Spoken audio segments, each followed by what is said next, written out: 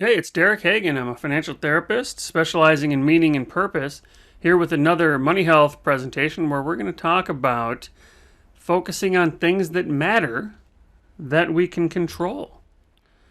Okay, one of the most profound insights people have is a mindset switch that comes when we learn that we can live our lives through the lens of the intersection of things that matter to us and the things that we can control. Right? Things that matter to us and things that we can control. If it doesn't matter to us, then we shouldn't be caring about it. And if we don't have any control over it, then we have permission to let it go. So let's first talk about things that matter. What matters? What matters to you are things like your values. Your values matter. Your values are the yardstick that you use to evaluate what's right and wrong, good and bad, or neutral. This is the measuring stick for how our lives are. So our values are very important. Our aspirations matter. Our aspirations represent the kind of person that we want to be.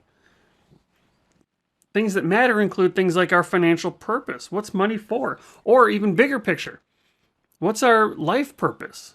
Do we have direction in our lives? Do we have purpose? These are the things that matter.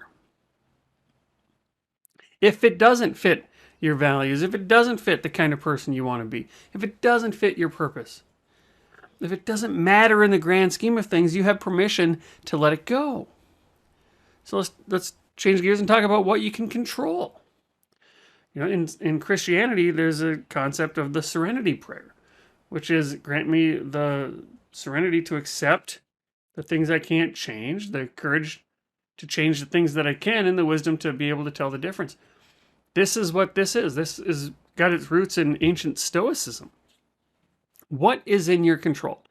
In your control are your actions, your mindset, how you respond to what's happening to you. What's out of your control are external events, things over which you can't control. You can't control the markets. You can't control other people. You can't control other people's opinions of you. One of my favorite statements is that somebody else's opinion of you is none of your business. So things that you can control are things that live within you. So the things that matter and the things that you can control, those are going to be important. Now let's think about it. There are some things that matter. Like they will matter to your long-term best interest. Things like stock market returns, for example. Stock market returns matter. The rate of return you get in your investments, that could be argued that really matters. But it is outside of your control. So it's not in this intersection. You can't control stock market returns.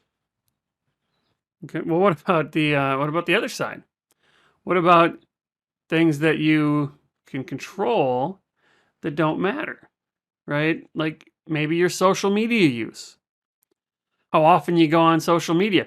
You know, you can control how much time you spend on Facebook, Instagram, Twitter, TikTok, and so on and so on.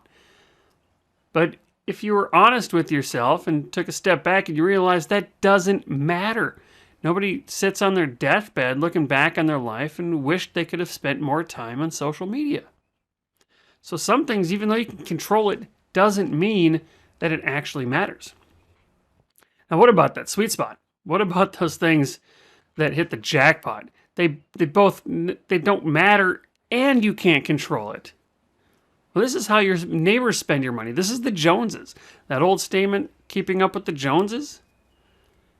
You can't control that. You can't control how your neighbors spend your money, and it doesn't matter. This is nowhere in the realm of anything that you should care about.